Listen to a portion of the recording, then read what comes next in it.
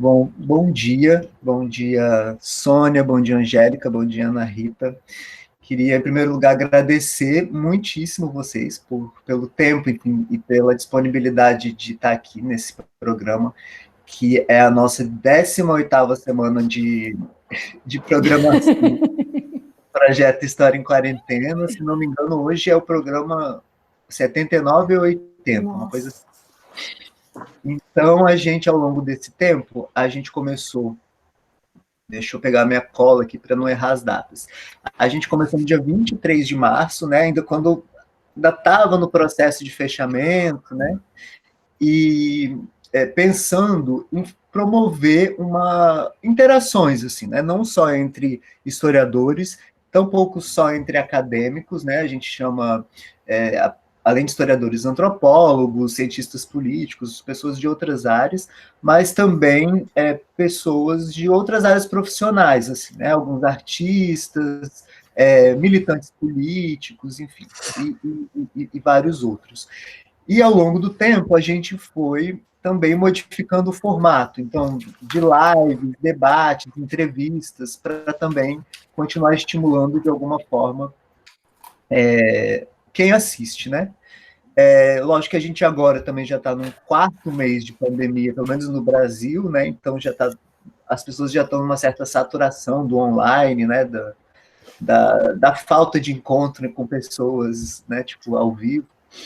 Então, essa foi a nossa forma de tentar promover algum tipo de atividade que fosse interessante, que pudesse contribuir de alguma forma para o debate público e, ao mesmo tempo, ouvir e aprender também, né, com diferentes pessoas. O projeto, ele é coordenado por 6 pessoas, né? Além de mim, Paulo César Gomes, tem a Melanie Tuluat, a Natália Guerelos, Lucas Pedretti, Mariana Munhoz e Carlos Benito Trinidad. Então, são pessoas também que estão em vários lugares do mundo, mas todos, no caso da coordenação, todos são da área de história mesmo. Só para complementar essa apresentação, a gente tem buscado, além da diversidade de profissionais, também contemplar, não só por uma iniciativa nossa, mas porque a gente já foi cobrado por isso também, a questão do gênero, ou seja, sempre ter nas mesas homens e mulheres. Então, ontem a gente teve uma só de homens, mas hoje tem uma só de mulheres, mas em geral a gente tenta misturar a questão da raça, né? Procurar chamar pessoas negras, não só para falar sobre questões raciais, mas para falar sobre o que estuda. Então, a variedade de gêneros, então, não somente homens e mulheres, mas também pessoas trans, e a gente já teve várias pessoas buscando abarcar essas diversas e múltiplas identidades. É uma preocupação nossa. Então, para continuar, eu queria pedir para vocês, eu vou por ordem alfabética, só para o início, e depois a gente pode fazer a balbúrdia. Aí eu queria pedir para cada uma de vocês falar brevemente, assim, só onde dá aula, o que é o principal tema de pesquisa. Aí a gente pode começar pela Ana, por favor. Ana Rita. Ok. Então, bom dia a todos, né, a todas, na verdade. Dizem que a gente tem que pegar a maioria, né, para poder fazer o cumprimento. Então, eu dou aula aqui na Federal do Ceará, sou do Departamento de História. Venho pesquisando desde o início questões relativas à história e gênero, nesse período da ditadura, né? Tenho um trabalho sobre movimento feminino pela anistia e, atualmente, eu estou pesquisando narrativas sobre esse surgimento do feminismo, dessa segunda onda, que seria a segunda onda feminista aqui no Ceará, né, no processo de abertura. Então, trabalhando questões relativas a isso, a partir de documentação dos órgãos de vigilância, fontes orais, imprensa, enfim. É isso que eu estou fazendo agora. Angélica. Bom dia, mas pode ser boa tarde, boa noite também, né? Dependendo do horário em que será visto. Eu sou Angélica Miller, então, professora de História do Brasil República da Universidade Federal Fluminense e pesquisadora do Centro de História Social do Mundo Contemporâneo da Universidade de Paris I. Para resumir, de uma maneira macro, eu trabalho com história do tempo presente, mas, sobretudo, um recorte cronológico da ditadura militar e um tema de pesquisa principal, que é o movimento estudantil. Não só, né, mas toda a parte que liga, na verdade, as universidades com autoritarismo, repressão e a resistência também.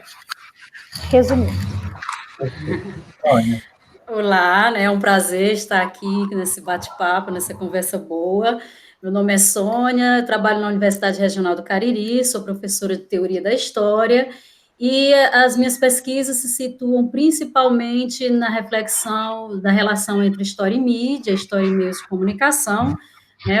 Há alguns anos eu invisto nesse processo de reflexão, trabalhando inicialmente com o jornal Folha de São Paulo e a construção do golpe ao longo dessas décadas aí que nós vivemos, e atualmente eu estou com um projeto de pesquisa que investiga as apropriações do passado, especialmente sobre esse acontecimento de ditadura militar e a emergência do negacionismo a partir das redes sociais, né? A relação entre esses jornais de grande circulação. Então, hoje eu estou trabalhando com a Folha de São Paulo e o Globo, essas matérias que são produzidas sobre ditadura militar e, ao mesmo tempo, replicada e apropriada a partir das redes sociais. Então, resumidamente, é isso.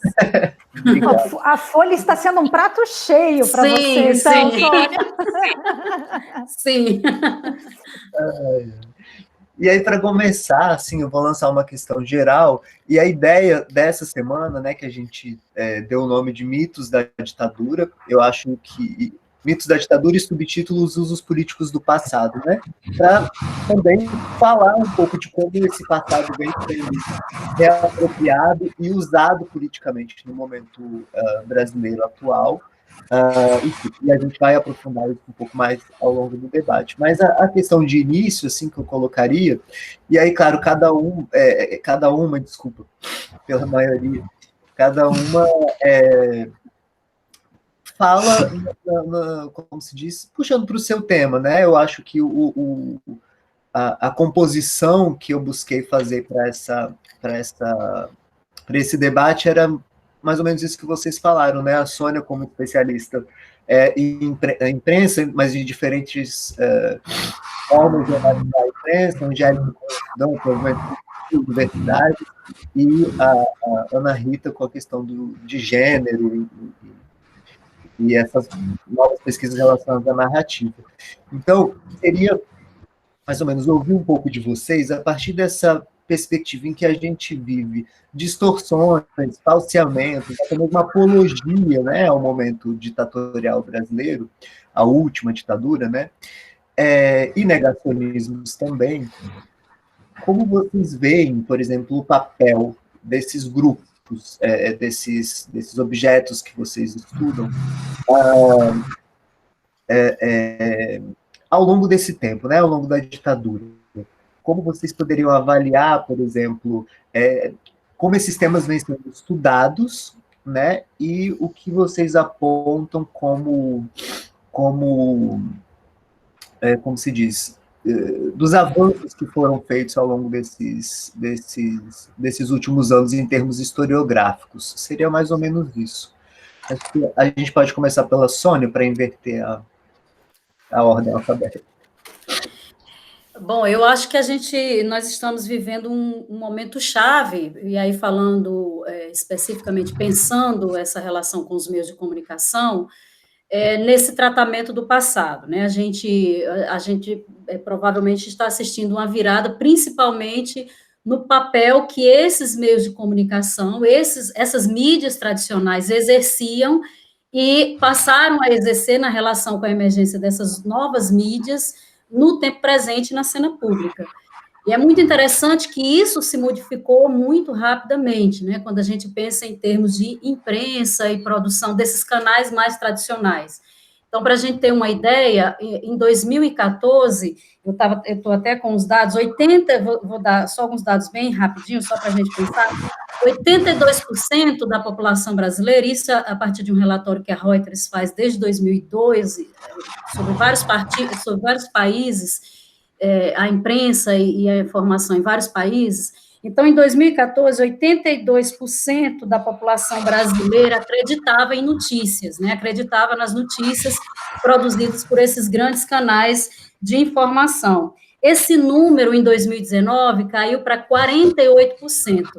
Né? Então, 48%, o Brasil sempre teve um alto índice de pessoas da população que acessava informações através desses canais tradicionais, mas a partir de 2016, então, a gente tem uma mudança significativa aí. Bom, por que eu estou trazendo esses dados sobre a imprensa? Porque o processo de apropriação do passado, a partir desses canais, também se modificou bastante.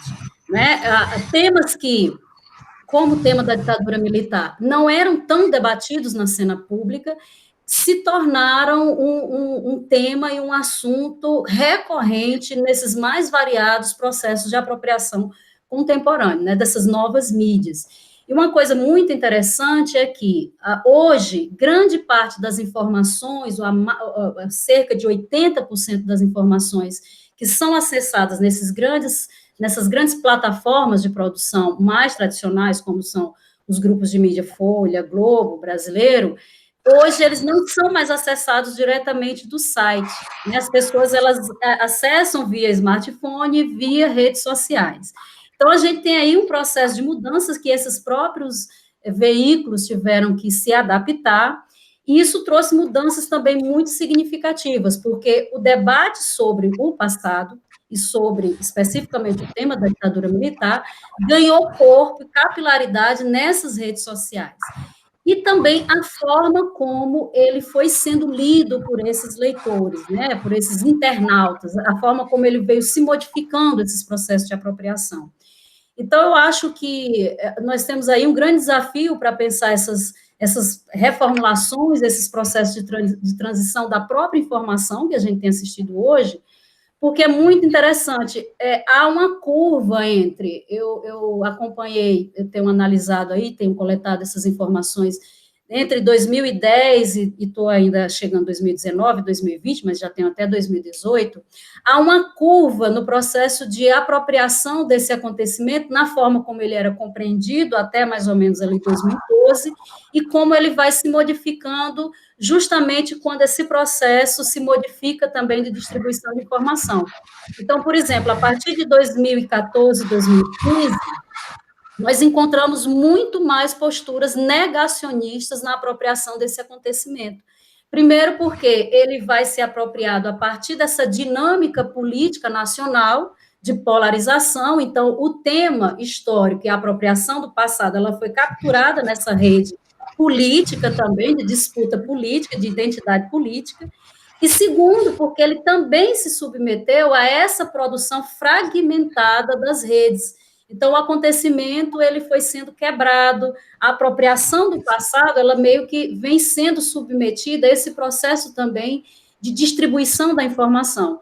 Então, é muito interessante, eu acho que eu poderia colocar como, a partir desse tema, talvez as mudanças mais significativas, eu apontaria como isso. Não por acaso, só para fechar, a gente, como a Angélica bem lembrou, a Folha de São Paulo acabou de lançar um gigantesco projeto editorial para tratar exclusivamente do tema da ditadura militar, para ensinar o Brasil, vou botar entre aspas, que a gente volta depois, o que foi a ditadura militar.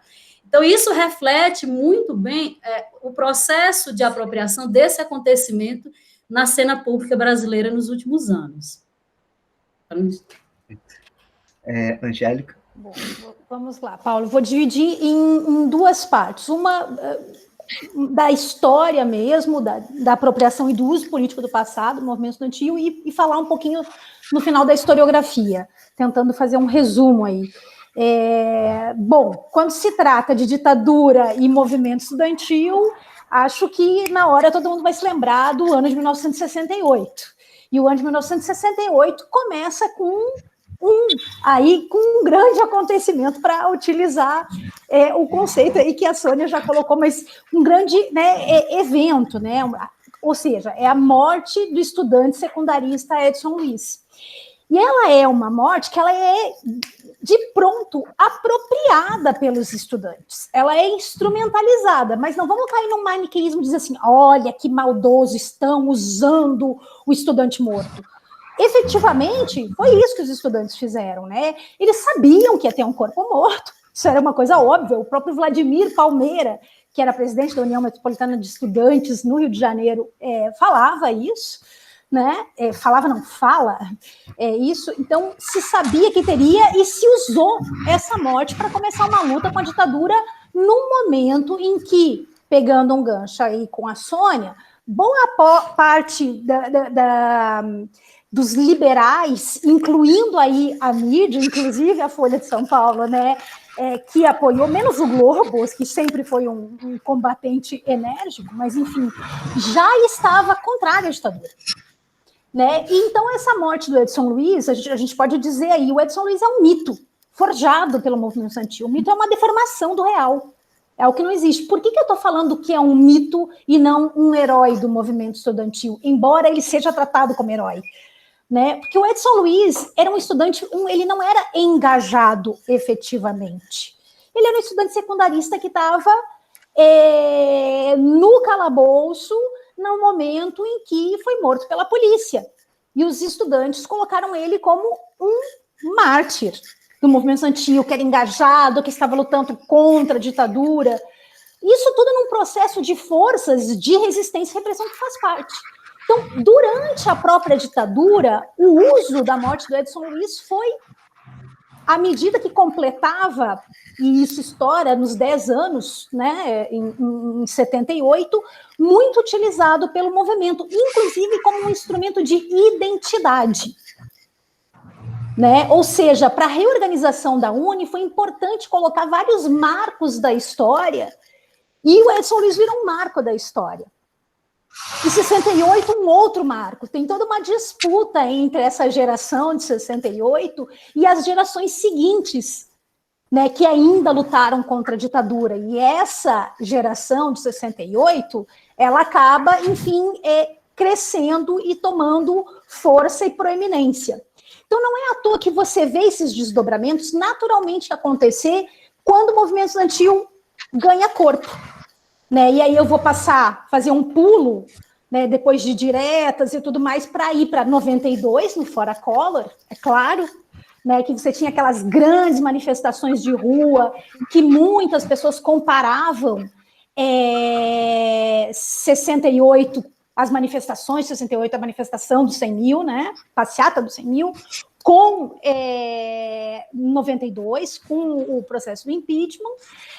E em 2013, aí você tem um outro momento em que esses usos políticos do passado, do movimento estudantil, foram muito grandes. E não foram empenhados só pela UNE, como também, mais uma vez, fazendo um jogo aqui com a Sônia, como pela mídia. O jornal O Globo estampou uma capa, né, em letras garrafais, a nova marcha dos 100 mil, para falar das manifestações de junho de 2013. E aí, para dar mais um salto e falar um pouco desses usos, ainda que seja muito por cima, a gente vai ter, março de 2018, a morte de Marielle Franco. E que aí, vocês devem lembrar bem, que várias vezes aparecia Edson Luiz presente. Né? Então, aí uma apropriação que já foi muito maior do que o próprio escopo do movimento estudantil, mas para ver como se naturalizou, né, e se fortificou essa ideia da morte do estudante, do Edson Luiz, como alguém que está ali na resistência. Então, é extremamente interessante.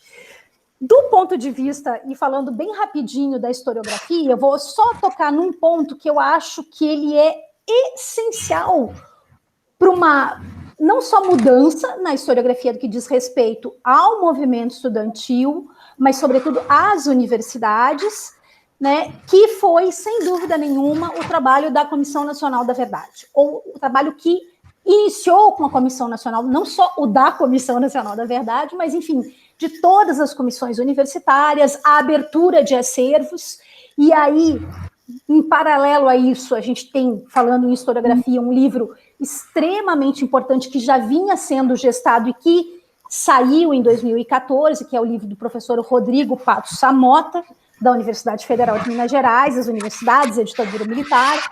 É uma pesquisa de fôlego que o Rodrigo empreendeu durante 10 anos e que possibilitou a abertura de inúmeros, e vem ocorrendo ainda, né, trabalhos sobre as relações da universidade e ditadura militar. E nisso entra também, eu acho, que uma nova, aspas, roupagem para os estudos do movimento estudantil. Os estudos do movimento estudantil, eles se fortificaram porque, num primeiro momento, acima de tudo, se buscava muito estudo das esquerdas e da resistência, né? E essa gama, ela se abriu completamente, né? Vamos dizer assim, pós-2010 e, sobretudo, pós-2014, justamente para você poder estudar direito estudantil, mas, sobretudo, para você poder estudar a repressão ao movimento estudantil, que até então, durante os anos 80, basicamente, 80, 90, basicamente não era estudado. Então, se eu pudesse, em linhas gerais, fazer esse resumo entre história e historiografia, é esse. Ana Rita? Ok, eu penso que para o meu campo de estudos, né, há uma série de deslocamentos importantes em relação à produção historiográfica sobre a ditadura, né, que até transcendem a própria questão da categoria gênero, o uso da categoria gênero nos estudos históricos. Você tem um profundo deslocamento de uma história política tradicional, assim, muito centrada em explicar as razões do golpe, as razões econômicas do golpe, a questão das alas dos militares, os embates entre os militares, e também de um tópico muito importante, que é a resistência das esquerdas. Você tem um deslocamento dessa história política tradicional para pensar a ditadura como uma construção social, né? Quer dizer, que não envolve somente militares e militantes, mas que envolve também as adesões, que envolve a produção de consensos com amplos setores da sociedade, né? Então, esse deslocamento, que, por exemplo, foi muito, em termos brasileiros, foi muito proporcionado pelos estudos do grupo da UF, né, que eu acho que é importante salientar aqui, o professor Daniel Arão, Janaína, Denise, de pensar a ditadura como uma construção de vários grupos, de adesões de vários grupos, proporcionou um deslocamento para o cotidiano das relações sociais durante a ditadura. Isso é muito interessante, né, e possibilitou você trazer as questões do gênero como compondo essa constelação aí de interesse de mobilizações, né? As mobilizações do gênero pela ditadura, por exemplo, né?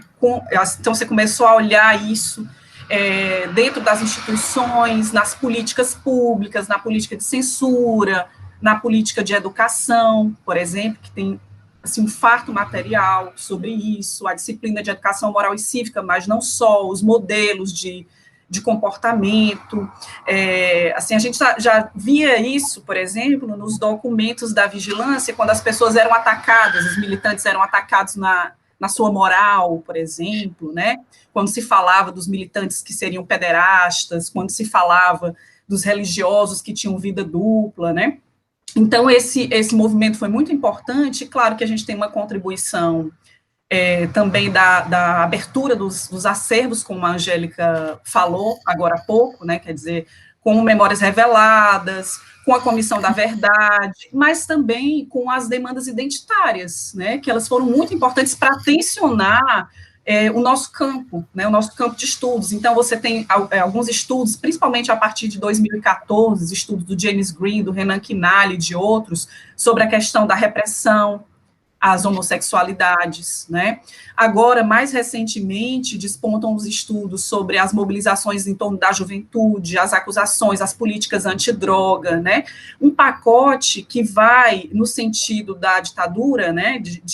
Do regime ditatorial e seus diferentes governos, no sentido de dar respostas a uma sociedade sedenta por mais censura, sedenta por mais repressão, muito incomodada com os novos comportamentos da juventude, né, incomodada com as leituras, com o cinema, com aquilo que estava chegando via televisão, né?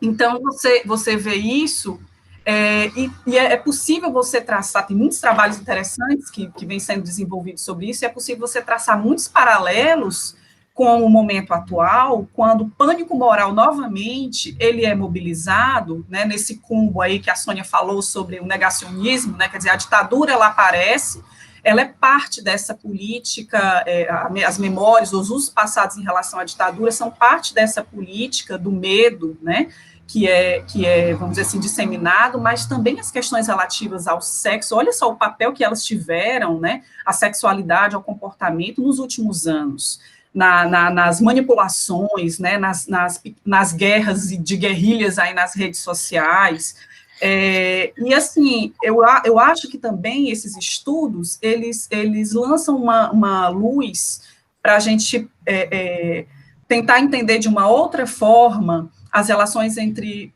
política e moral, né? A gente fazia esses estudos de maneira muito separada, o que seria uma censura política e uma censura moral, a gente vê como a moral participa da política, né? Como as mobilizações em torno da moral participam da política, elas não são uma cortina de fumaça, né? Como se costuma dizer, ou um tema menor, mas elas estão imbricadas, porque, afinal de contas, eu penso que quando você desloca um olhar para a construção social da ditadura e as mobilizações, você vai ter que lidar, como a gente está tendo que lidar agora, e às vezes sem entender muito direito, as questões relativas ao afeto, as mobilizações do medo, porque que tantas pessoas resolveram votar, por exemplo, num presidente autoritário e que defende uma série de pautas que não contemplavam necessariamente questões econômicas ou de emprego, mas foram mobilizadas pela questão do medo, no medo moral, né, do medo dos novos comportamentos, das novas famílias, o medo das novas identidades de gênero, né?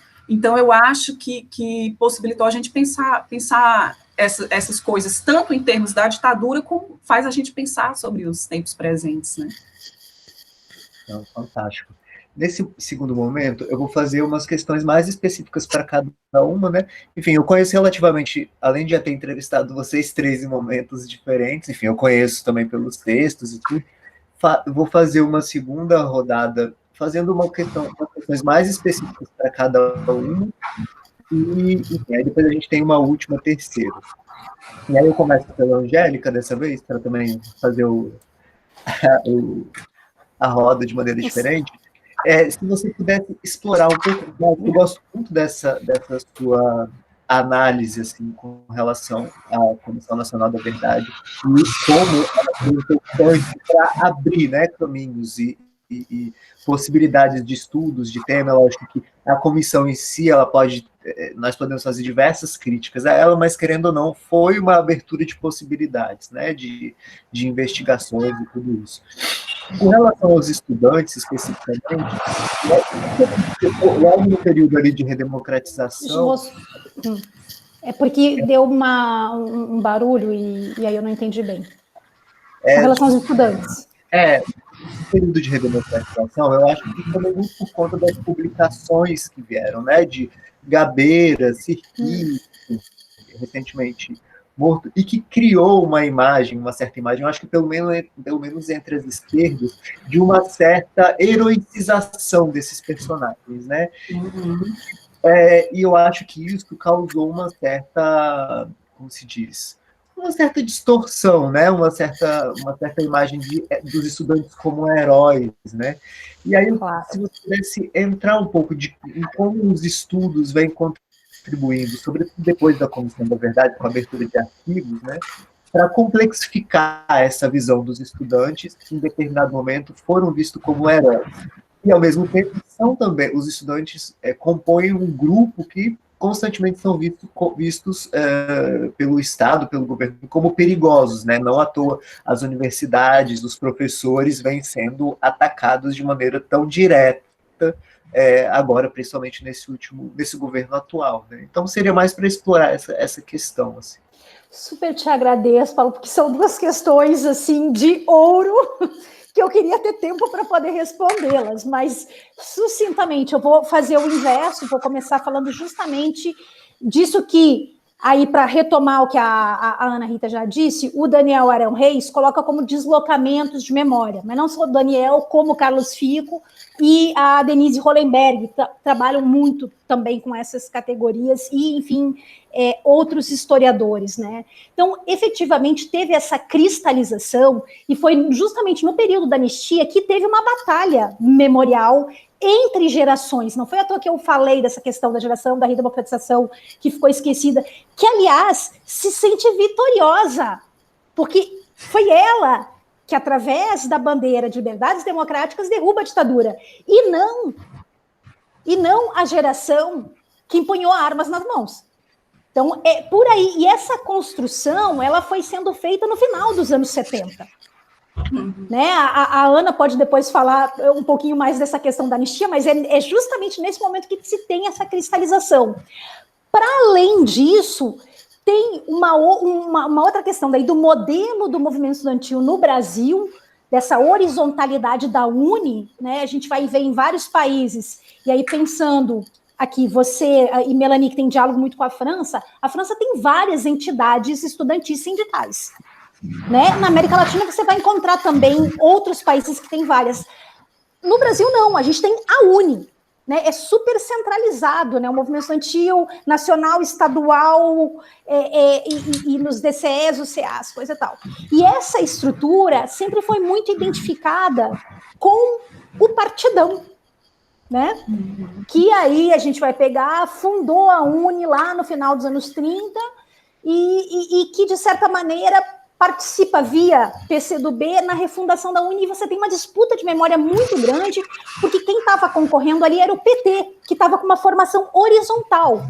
E se a gente pegar essa disputa, que é muito mais conhecida via o meio sindical, não é à toa que é o velho sindicato e o novo sindicalismo.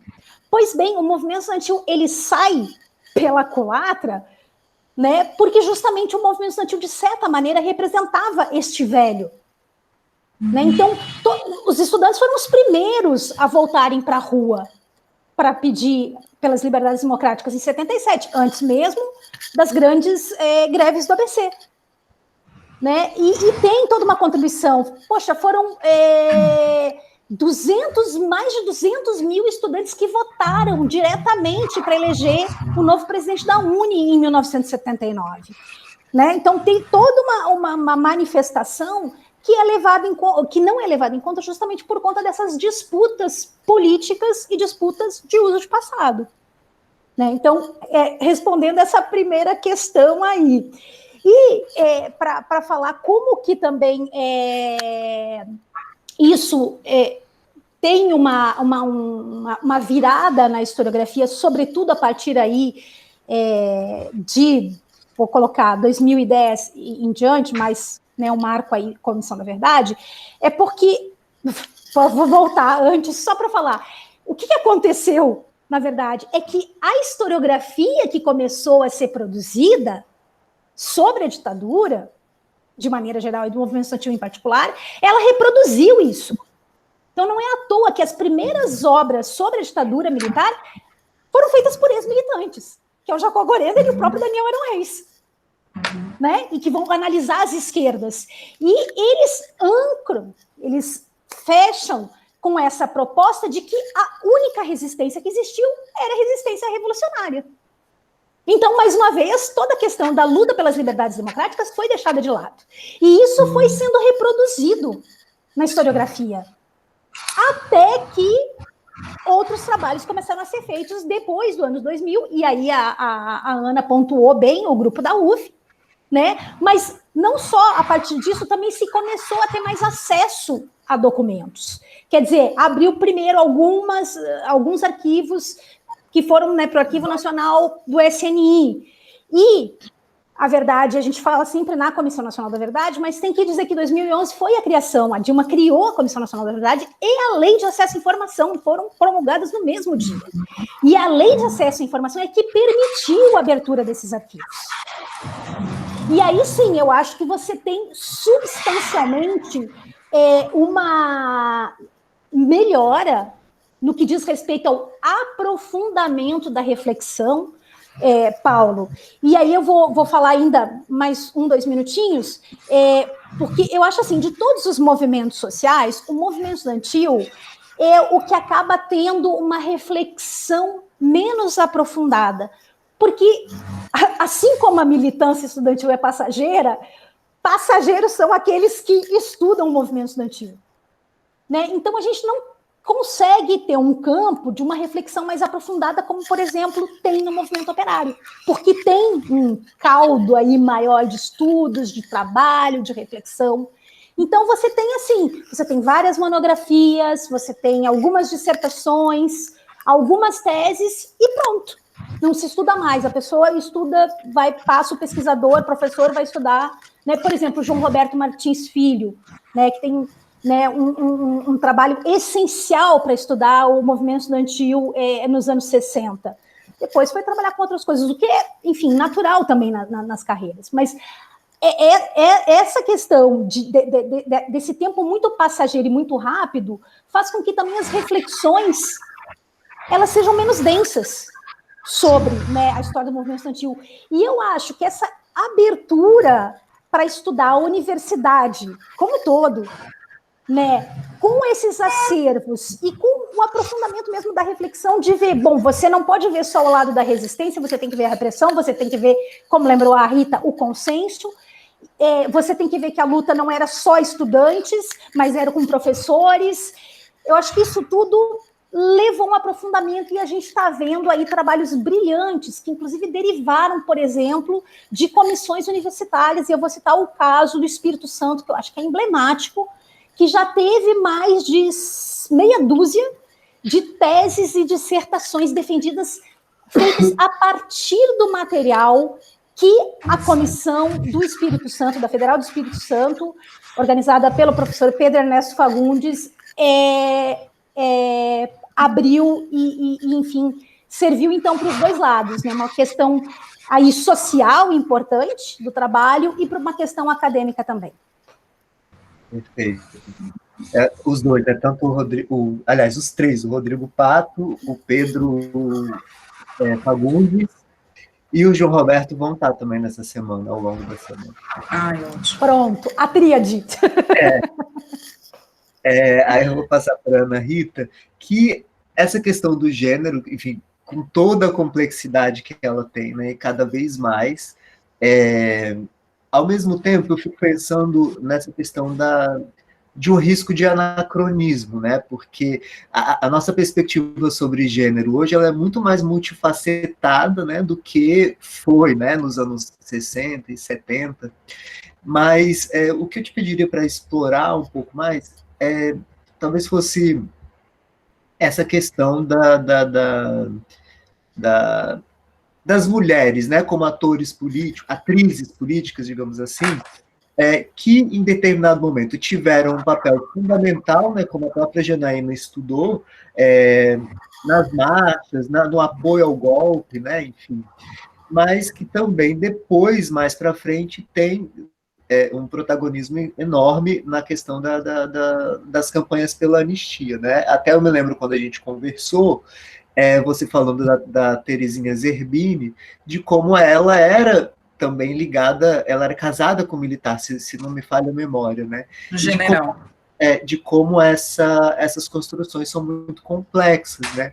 Então, se você pudesse falar um pouco sobre essa complexidade da atuação das mulheres ao longo dessas 2 décadas, digamos assim, né, políticas, enfim, da maneira como você quiser direcionar a sua resposta.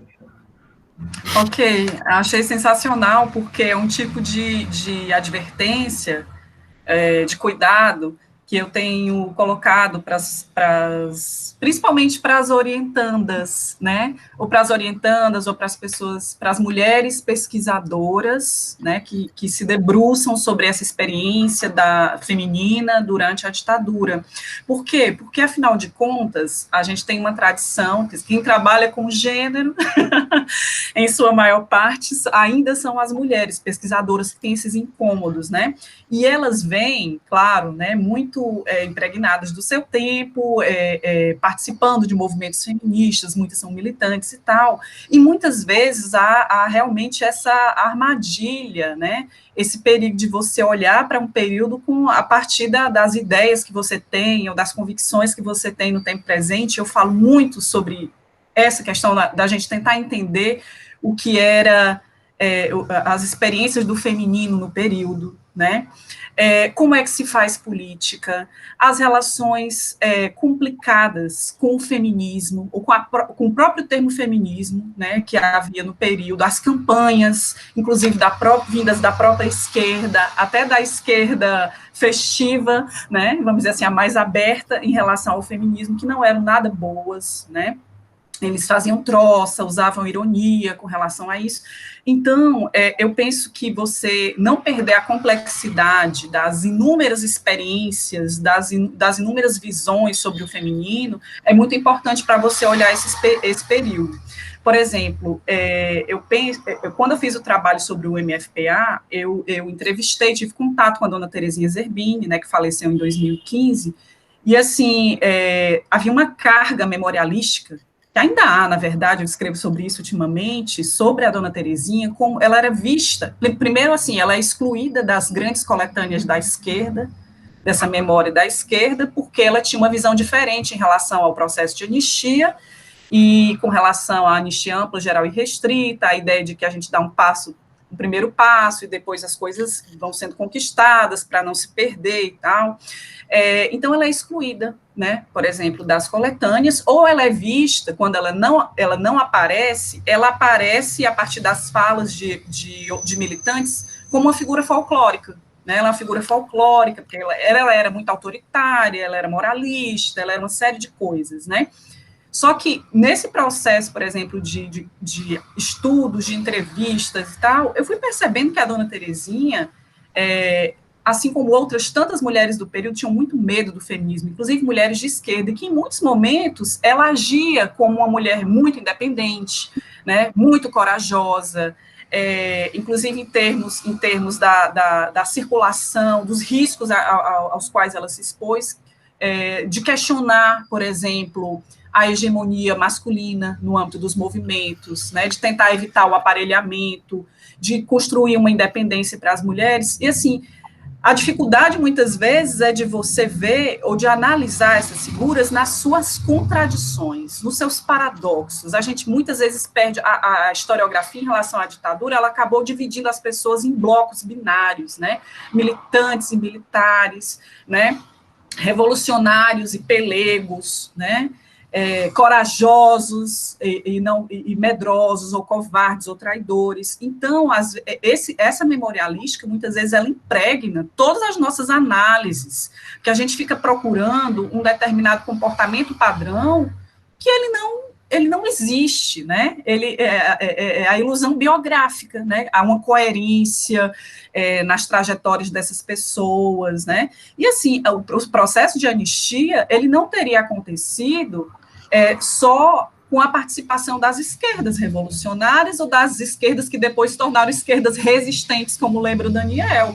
A gente teve, você entender um movimento, a complexidade dele, uma aliança entre uma Maria Luísa Fontinelli e um Teotônio Vilela, né, de espectros políticos completamente distantes, que fizeram alianças estratégicas e que mudaram no processo também, né, que mudaram, assim como essas mulheres que eram donas de casa, muitas delas que entraram nos movimentos pela anistia, se politizaram, né, aquela narrativa das mulheres foram convocadas, fizeram seu papel tradicional, e depois veio o CBA e tomou conta da parada e politizou. É uma narrativa absolutamente simplória, né, eu acho desonesta também, em relação a essas experiências, e a gente tem que tomar muito cuidado das relações com o feminismo. Então, a gente tem comportamentos muito próximos ao feminismo de mulheres que se dizem não feministas ou antifeministas, por exemplo, né? Por que isso? Então, você tem que situar essas coisas muito bem. Eu fiquei lembrando aqui na fala da Angélica, como é difícil ainda você estudar os estudantes de direita, ou os estudantes que não eram do movimento estudantil, mas não necessariamente eram de direita, né? Você não tem muitos, então parece que todos os estudantes, eles participaram de movimentos de resistência, e não é verdade, né? quem era essa classe média estudantil que estava nas universidades, por exemplo. Então, sempre uma coisa que eu tenho muita preocupação, sabe, de colocar isso para as jovens, principalmente para as jovens pesquisadoras. Fantástico. Eu achei incrível essa colocação antes, né, da Angélica, que você continuou da questão da Edson Luiz, né, porque existe muito essa ideia, né, que não é complexificada, né. Enfim, acho que deu uma travada aqui. Não. Vocês estão me ouvindo? Sim. Agora travou. Travou, né? Dá uma travadinha, assim, de leve. Mas agora mas tá normal. Tá indo. Tá. E para a Sônia, que é o primeiro contato que eu tive com ela foi num evento de história pública, em 2018, se não me engano, já nem me lembro mais. E ouvindo a fala dela, eu estava na mesma, participando do mesmo simpósio, assim, né? E ela falando sobre o trabalho que ela vinha fazendo, que continua, parece, sobre análise de comentários no Facebook, sobre a Folha de São Paulo, para tentar entender, né, essas apropriações e as percepções que as pessoas comuns, digamos assim, tinham desse processo da ditadura, de democracia, de tudo isso.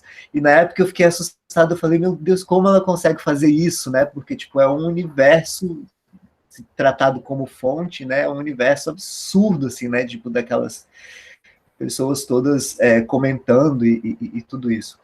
Mas que é um trabalho riquíssimo, né?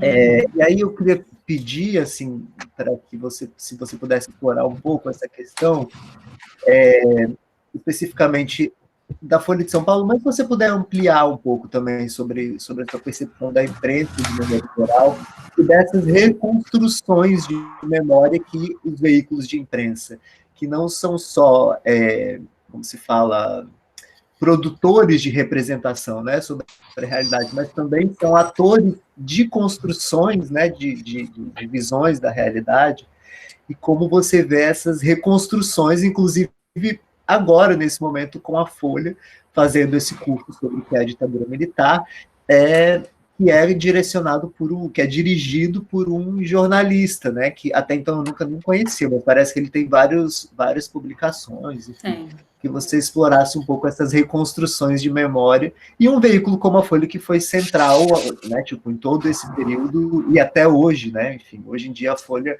pede, eu recebo todo dia newsletter, né, pedindo colaboração para ter informações, até por conta dos cortes que eles receberam, que eles tiveram de patrocínio. Publicidade. Né. Para mim está um pouco travado aqui, eu não sei. Tá, mas deu para eu entender. Bom, realmente, eu me coloquei como, só mencionando um pouco da pesquisa, aquela que eu apresentei lá, que foi em 2008, eu já concluí, que era um projeto de produtividade CNPq, e aí agora eu estou com outro, que também mantém a mesma, vamos dizer assim, o mesmo ambiente de investigação, que são as redes sociais e os jornais, mas só que agora, especificamente, eu estou trabalhando a problemática do negacionismo, e a emergência desse conceito na cena pública nos últimos 30 anos, né? Mas que foi uma questão que veio dessa primeira pesquisa sobre as apropriações da ditadura militar nas redes sociais. Aparentemente, é muito difícil realmente a gente estabelecer um corte metodológico, né, sobre esse tipo de fonte, porque a principal característica dela é a efemeridade, né? Então, a gente pensa assim, bom, isso desaparece logo, como é que a gente se apropria e torna isso uma fonte histórica possível de investigação. Mas quando você começa a trabalhar com esse material, você percebe que você tem ali um acervo relativamente permanente de publicações. Então, por exemplo, acho que o grande desafio, como é o de toda fonte histórica que você trabalha, é a gente estabelecer uma metodologia de recorte preciso de como você vai trabalhar com esses materiais, né? E a partir desse recorte, você consegue constituir aí um bom acervo de pesquisa. O meu recorte, ele partia sempre do jornal, da matéria do jornal, replicada nas redes, né? Então, ela já tinha esse primeiro recorte. Eu trabalhei também, minha grande preocupação foi trabalhar com a recepção, hoje é o meu grande desafio, né? É pensar o conceito da recepção para dentro da história, ou seja, como as pessoas comuns, os vários sujeitos dessa sociedade se apropriam desses conteúdos históricos. Eu acho que é uma pergunta fundamental que nós temos que fazer, que nós não fazíamos, mas que outros estavam fazendo, tanto estavam fazendo que estão produzindo conteúdos direcionados a essa recepção e essa apropriação. Então, tudo depende muito desse recorte. Eu trabalhei com vários recortes entre os anos, desde quando a Folha abre sua página, por exemplo, eu fiz um estudo comparativo, na verdade, da Folha de São Paulo e o La Nación na Argentina, pegando a tópica, né, a discussão da construção do debate desses regimes ditatoriais em ambos os países, tentando fazer uma comparação desses processos de apropriação. Então, acho que esse foi um dos pontos que me trouxeram as questões mais recentes que eu estou trabalhando agora.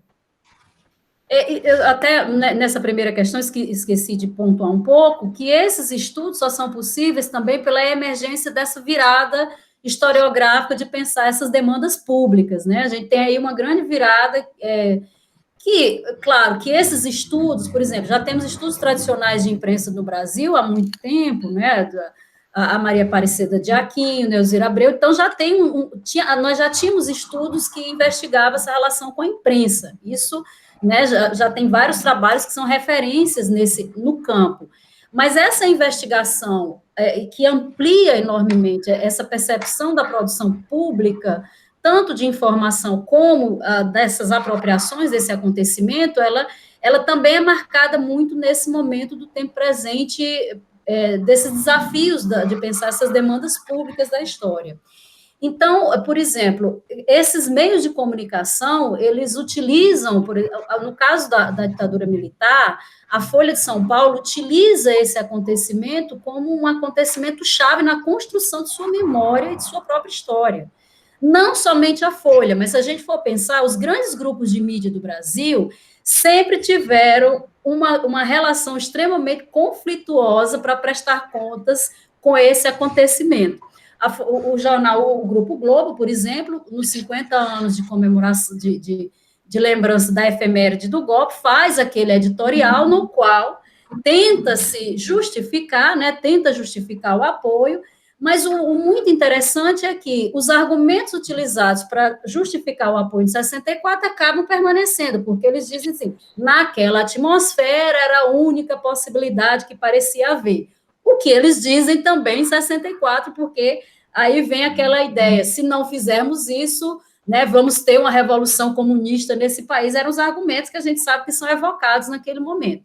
Agora, tem uma coisa muito interessante que eu gostaria de destacar na Folha, que, para mim, esse jornal se diferencia, esse grupo, dos demais que emprestaram apoio, que deram apoio muito significativo ao golpe. É importante dizer que a gente tem também uma grande imprensa alternativa, que circulava em vários grupos, né? Às vezes a gente não lembra de dizer, existe também uma imprensa de resistência, né, que circulava a partir de grupos políticos, de jornais, de ações clandestinas que eram muito importantes, inclusive que saíam para fora do Brasil, né, e que traziam, e que ajudavam também na denúncia, né, do que estava nessa circulação da informação.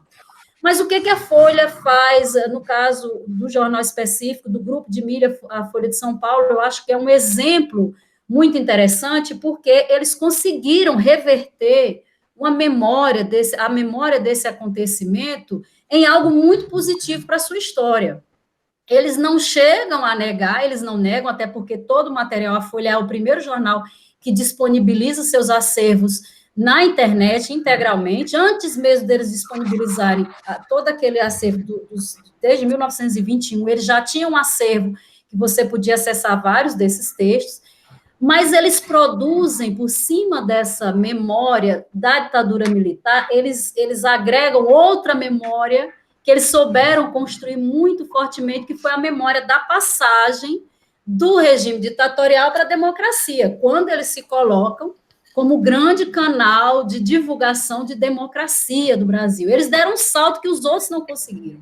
O Globo nunca conseguiu fazer, o sistema Globo, esse salto aí. E eles conseguiram, é muito interessante, eu acho que eles fazem um pouco daquilo que Paul Ricoeur chama uma memória encobridora. Eles nunca negaram a memória, essa memória, esse vínculo, esse apoio, mas eles colocaram em seu lugar e realçaram esse lugar de canal de democracia que eles querem resgatar agora. Vou usar essa palavra resgate, porque, inclusive, dentro dessa campanha, e é um processo contínuo de reconstrução dessa memória. Nessa campanha atual, é exatamente para 84, aliás, para as campanhas das diretas, que eles estão olhando. Então, o que é que eles vão evocar desse passado relacionado à ditadura? O momento da ruptura e da abertura, que eles se colocam como esse grande vetor de transformação. Então, de certa maneira, esses grandes, e aí tem um outro argumento que sempre perpassa todos os outros, né, que é o que serve até hoje. Não, nós apoiamos porque havia censura, nós não podíamos divulgar porque tinha censura. É certo que havia censura nas edições, né, nas redações do jornal, é certo. Mas muitos desses jornais, inclusive a Folha de São Paulo e o Globo e vários outros que vão apoiar, eles apoiavam o regime militar por opção, né, foi uma opção de apoio. E por muito tempo foi. A Folha de São Paulo, ela sustenta, e eu trabalhei com matérias de 45 anos do jornal, eles sustentam esse apoio irrestrito pelo menos até 1974. 10 anos eles sustentam em seus editoriais esse apoio, que o Brasil estava melhorando, o crescimento econômico. Eles só começam a se modificar quando suas próprias redações começam a ser atingidas de alguma forma e com a morte do Vladimir Herzog, porque aí explode, realmente ficou muito difícil, e vários outros acontecimentos, né? Então, eu acho que os grandes veículos de comunicação têm uma relação extremamente conflituosa com esse acontecimento, mas alguns deles souberam trabalhar suas memórias e a relação que eles estabeleceram com esse acontecimento no tempo presente. Então, não é à toa que a Folha de São Paulo hoje se coloca no lugar de ensinar para o país o que foi a ditadura. Né? Quer dizer, essa reconstrução de memória é tão profunda e ela, ao mesmo tempo, é tão complexa que a gente sabe que tem, inclusive, as histórias dos carros que serviam, né? Tem toda uma história de atuação complicadíssima da Folha com esse episódio, mas que agora, em pleno 2020, ela se coloca como o canal que vai ensinar. Então, não bastou apenas escrever esse acontecimento na cena pública, como ela faz em 64, monumentalizar esse acontecimento no tempo, nas suas constantes efemérides, que ela sempre fez, nos 40, 50, agora é outra função. Ou seja, nós vamos ensinar, nós vamos assumir o lugar que era, vamos dizer, do próprio ensino de história. E só para finalizar, que eu já fechei demais, é muito interessante, porque na fala editorial que sustenta todas as lives, eles dizem o seguinte, o brasileiro, 7 em cada 10 brasileiros, não tem qualquer evento memorável sobre a ditadura militar. É inacreditável a forma como isso é colocado, porque você nega toda uma produção historiográfica, cultural e de ensino que a gente teve nos últimos 30 anos.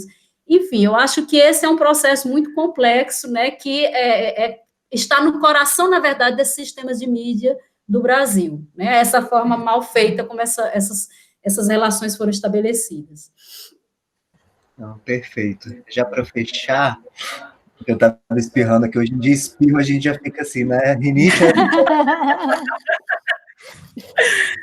Como ninguém está perto de ninguém, está tudo tranquilo. E aí, para fechar, seria uma questão mais da percepção de vocês com relação a essa questão dos usos do passado, usos políticos do passado, né? Essa expressão que vem ganhando bastante força, assim, né? Alguns laboratórios vêm trabalhando especificamente sobre isso, como é o caso do Lupa, lá na Federal do Rio Grande do Sul. Mas, e aí começando pela Sônia, assim, para inverter mais uma vez, eu fico pensando, que papel você consegue enxergar para a história como disciplina, para as historiadoras e historiadores, nesse momento em que esse passado ditatorial ele é recuperado de uma maneira, pelo menos na minha percepção, para justificar atos arbitrários no presente, né? Então, um governo que tem não apenas um discurso autoritário, mas também práticas muito autoritárias, né? Até mesmo contra a imprensa, né? E ataques muito violentos contra a imprensa. E você, especificamente, tem também uma reflexão bastante grande sobre a questão da história pública e divulgação, né? Como você vê, enfim, eu imagino que ninguém ache que a história vai ser a salvadora, né, da pátria, né? Mas, assim, que papéis você acha que a gente pode ter, assim, como disciplina e como profissionais, assim, né, dessa área? Olha, eu acho que hoje os historiadores e as historiadoras precisam exercer um papel público e político, mais do que nunca. Nem sempre eu acho que isso foi pedido de nós, né? Foi pedido a nós, historiadores e historiadoras, né? Até porque, por muito tempo, o próprio campo construiu uma relação com o conhecimento que nós nos acostumamos a prestar contas entre nós mesmos, né? Então, Sertor fala muito isso, ele discute essa ideia do perito que fala para peritos, né? Então, acho que por muito tempo, e isso era uma demanda do campo, era a forma como o campo se organizou e talvez era a forma como aquela sociedade se pensava e pensava essa produção do conhecimento. Eu acho que esse conhecimento hoje, essa postura do perito para o perito, ela tem que ser superada. Né? Não sei como nós vamos nos portar daqui a 2, 3, 4 décadas, né? Porque também é preciso considerar que nós estamos vivendo um momento de crise, mas eu acho que se instaurou um elemento fundamental para nós hoje, que é a dimensão pública da história. Ou seja, a sociedade, talvez mais do que em qualquer tempo, ela pede essas informações, ela quer saber sobre história. E isso tem sido muito claro porque proliferam narradores e lugares de narrações de história, os mais variados. É lógico, a gente não vai conseguir salvar, né? Não vamos ser a salvação, mas eu acho que quanto mais produções advindas do campo, produções que são sustentadas por protocolos, né, por observações do conhecimento, eu acho que a gente tem, mais do que nunca, reafirmar a importância desse lugar de produção histórica, como esse lugar de produção do conhecimento, esse é o primeiro ponto, porque nós estamos vivendo o tempo da negação, a pandemia negacionista também, então, mais do que nunca, a gente tem que reafirmar a importância desse lugar de produção do conhecimento, mas existe um outro desafio que nós temos que nos colocar, divulgar esse conhecimento. Então, por muito tempo, nós nos acostumamos que nossas teses e dissertações, elas fossem submetidas a 5, 6 pessoas e por ali ficava. Então, hoje é preciso construirmos estratégias para que esse conhecimento, que é tão importante, ele atinja um número maior de pessoas. Né? E isso implica dominar novas possibilidades de divulgação, que é isso que o site que você mesmo ocupar esses espaços. Né? Eu acho que a gente está vivendo esse espaço de muita disputa, de intensas disputas sobre esses usos do passado. Isso está muito na cara, eu estava até brincando, a gente está realmente cansado de tanta live, mas, por outro lado, eu penso, mas que bom que nós, historiadores, historiadoras e pensadores, estamos ocupando as redes sociais com tanta reflexão importante, porque, nesse sentido, nós acabamos combatendo também, trazendo outras perspectivas para essa cena pública, né, que muitas vezes é disseminadora de discurso de ódio, de desinformação. O brasileiro hoje, segundo essa pesquisa, o Brasil hoje, ainda me lembrei agora desse dado, entre todos os países, a última pesquisa da Reuters de 2019, eles investigaram 38 países no que diz respeito à informação. O brasileiro tem o primeiro lugar em desinformação, a preocupação da população é mais de 80%. Então, isso é muito, isso está correndo o mundo todo, mas aqui no Brasil isso é um dado muito significativo. E eu acho que aí o papel da história, desse lugar que nós ocupamos, ele deve ser considerado como uma das questões extremamente importantes para esse nosso tempo. Né? Eu acho que esses são os nossos desafios aí, a divulgação e esse diálogo com o público hoje me parecem fundamentais. Certo. Rita, eu concordo plenamente com a Sônia, acho que já falei com você sobre a importância desse trabalho, né, de divulgação e de como a gente tem que se deslocar mesmo, primeiro aprender uma nova linguagem, né, eu acho que isso é extremamente importante, perder o medo, né, das redes, do uso de podcasts, dos canais, mas, por outro lado, eu fico pensando, principalmente com relação a essa questão da ditadura, que por mais que a gente tem que entrar nas redes, tem que entrar nessas plataformas de maneira qualificada, sem perder a complexidade, né? No caso do ensino, né, ou das abordagens sobre a ditadura, por exemplo, há uma tentação muito grande em você produzir esses materiais a partir das dualidades, né, deles versus nós, né, e eu acho que é levar a complexidade dos estudos da gente através de uma linguagem mais acessível, né, eu falo muito isso para os meus alunos, quando eles, hoje eu dei uma aula sobre a ditadura, e eu coloquei os vídeos sobre tortura, e as crianças não estão nem aí. Eu disse, claro que não, elas têm PlayStation, elas jogam, os jogos são muito mais cruéis, assim, a lógica não pode ser essa, né, a lógica do horror não vai dar conta do ensino sobre a ditadura. Então, entender que a ditadura é construída por muitas pessoas comuns, inclusive nossos pais, né, pessoas como os nossos pais, nossos avós, né, eu fico pensando nisso. E outra coisa que eu fico pensando também é no uso, como a gente vai ter que revitalizar isso, né, no ensino de história para os nossos licenciandos, né, para os graduandos, acerca das ferramentas do historiador como formas de leitura da realidade, né, a questão de como se lê a fonte. A gente tem toda uma expertise na análise crítica de fontes, na leitura de jornais, que eu acho que isso tem que ser exercitado com os alunos para que eles proponham exercícios aos alunos deles nas escolas, né? Então, como é que se faz? A velha pergunta, como é que se faz a história? Como é que a gente produz a história? Né? Como é que a gente produz essas narrativas? Encontrar uma forma disso estar articulado com o ensino de história no ensino fundamental, no ensino médio, né? Porque a questão, como a Sônia coloca, a questão da mídia é fundamental, né? O que é que leva uma pessoa, o que é que nos levou como sociedade a desacreditar das notícias, né? Ou a acreditar em qualquer coisa que nos chega via WhatsApp, né? Então tem a ver com os processos de leitura, né? De crença também, né? Nas coisas nas quais acreditamos. Então eu penso que vai por alguns caminhos assim. Obrigado, Angélica.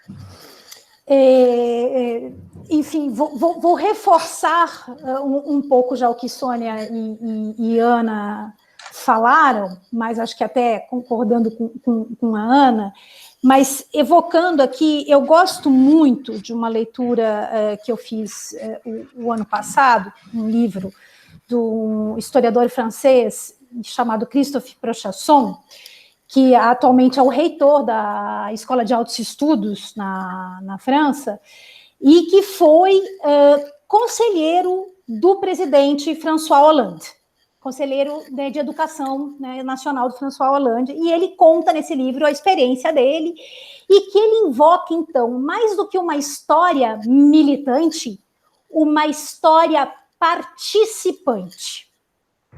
Né, o Prochasson vai explicar o quanto é necessário uma história participante no sentido do historiador estar nesta cena pública a partir do seu lugar de fala, ou seja, do seu expertise mesmo. Né? Então, mais do que se propor, e isso não quer dizer, quando a Sônia fala papel público e político, não quer dizer que o historiador não tenha que ter papel político, muito ao contrário, né? Mas mais do que uma militância, né, a entrada dessa história de uma maneira participativa a partir do que justamente a Ana falou, né? Ou seja, desse, aspas, que é horrível, autoconhecimento que a gente produz, mas de uma maneira em que seja fácil divulgar. O que eu acho que tem uma demanda maior hoje é que nós temos que ser mais performáticos para entrar, né, na linguagem mais usual. E isso, na verdade, eu queria, Paulo, até quebrar um pouco com essa coisa da história, porque isso está sendo pedido da universidade. É verdade. Não são dos historiadores. Então, a gente vê essa confusão, só para a gente pegar aqui a questão que surgiu com essa pandemia e que todo mundo passou a conhecer, sem dúvida nenhuma, do Átila Yamarino, que é um baita de um divulgador da ciência. Né? Então, teve muita gente torcendo a cara, dizendo, mas o Átila não sei o quê. E isso acontecia também. Eu acho que algo que seria positivo para o campo, aí sim, da história, seria vencer, então, esse torcer o nariz de que a produção de divulgação de história, ela é menor. Né? Então, por que um best-seller hoje, na área de história, é muito mais de um jornalista, né? Ou ainda quando vamos pegar aqui um exemplo da Mary Del Priore, ou o exemplo da Lily Schwartz, né? Que eu não estou levando em conta posições políticas nem nada, mas o quanto a tendência de boa parte dos profissionais da área de história é de desfazer, de dizer assim, mas isso não tem qualidade. Né? E a gente está falando aqui de duas pessoas, duas historiadoras, super historiadoras, né, que tem fôlego. Quem já viu algumas entrevistas da Mary, ela falando sobre teoria, historiografia, ela tem um fôlego para acompanhar as discussões, embora ela faça, né, algo completamente, aspas, vulgar, no sentido de divulgar o conhecimento, né, nos seus livros. Né? Então, acho que é nesse sentido, né, esse expert, e aí linkando ainda com de novo com a historiografia francesa para fechar, que tem mais facilidade, né? Na verdade, o historiador na França ele é inserido no debate público desde sempre, né? E que a gente nunca também teve essa oportunidade, e eu acho que a gente sempre fechou. Né? E eu tô fazendo esse agente porque é o desconhecido mesmo, né? Eu não estou nomeando, né, mas de uma maneira geral. Né? E aí recordo, pois justamente em fevereiro, Paulo, a gente estava, né, numa mesa na França falando sobre isso, e foi o momento em que saiu o último livro do Pierre Rozin Vallon. Poxa, Pierre Rozin Vallon é um dos maiores historiadores do mundo. E ele escreveu agora um livro sobre populismo, um livro super difícil de ler, né, com toda a complexidade que tem o pensamento do Pierre Rozin Vallon, um cara que está no Collège de France. E ele foi para a TV e em 2 minutos ele explicou o que era populismo. Né, isso me faz lembrar um pouco Marc Bloch, né? O bom historiador escreve para os doutos e para os leigos. Né? Então, eu acho que a questão que se coloca aí é muito mais de como fazer essa história ser mais participativa, no final das contas, né? E a gente vem buscando esses caminhos, logo porque a gente foi enfrentado com um tsunami para cima da gente, né? Para não entrar em maiores detalhes e nos deprimirmos nesse belo encontro que a gente teve aqui. Então, eu vou terminar por aqui. Tá, gente, tá ótimo. Eu queria só fazer um comentário final, que eu acho que, enfim, antes de agradecer mais uma vez, né, vocês pelas belíssimas contribuições, e que eu espero que o vídeo seja visto, e que existem duas questões, assim, só para fechar, que uma é que a diferença, talvez, das humanidades, eu não vou nem falar só da história, é que as pessoas que se dedicam à divulgação, eles efetivamente são vistos como menores, né, dentro da área, enquanto eu acho que a divulgação científica das ciências ditas duras, né, eles já têm muito essa área muito mais articulada, né, inclusive de investimento. A gente vê a Fiocruz com as ciências da saúde, tem uma coisa muito mais bem amarrada do que a gente. Esse é um ponto. E o segundo é uma questão que a gente não sabe fazer e a gente está aprendendo, né? E, ao mesmo tempo, a gente tropeça muitas vezes. E aí, enfim, nem sei se vale a pena tocar nisso, porque é meio polêmico, mas recentemente houve, né, uma divulgação de um meme que gerou muita polêmica entre os historiadores, que foi uma tentativa... talvez com boas intenções, não sei, mas que gerou um resultado ruim, né? Porque era um meme que trazia uma série de preconceitos, enfim, muito problemático. Mas que, felizmente, depois da manifestação da comunidade, né, de professores, historiadores, a associação que publicou esse meme acabou se retratando, e que foi muito bom, né? Porque também é importante o reconhecimento. Bom, a gente está aqui aprendendo, nem sempre a gente vai acertar, mas que também tem isso, né, a questão de que é preciso também aprender como fazer, né, porque porque muitas vezes não necessariamente você colocar um meme porque é popular, isso contribui, né? Muitas vezes pode, inclusive, prejudicar o debate. Mas, enfim, a gente chegou aqui no tempo, eu queria agradecer muitíssimo, Sônia, Angélica, Ana Rita, por esse encontro virtual. Espero que não demore muito para que a gente possa tornar um encontro presencial. Presencial. E, enfim, muitíssimo obrigado. Fala, Angélica. Paulo, não, eu que quero super agradecer e parabenizar o teu trabalho. Enfim, eu vou nomear aqui você, Melanie, e também o... Gente, agora fugiu o nome. Pesquisador da CNV, Lucas, perdão, da CNV, Pedretti.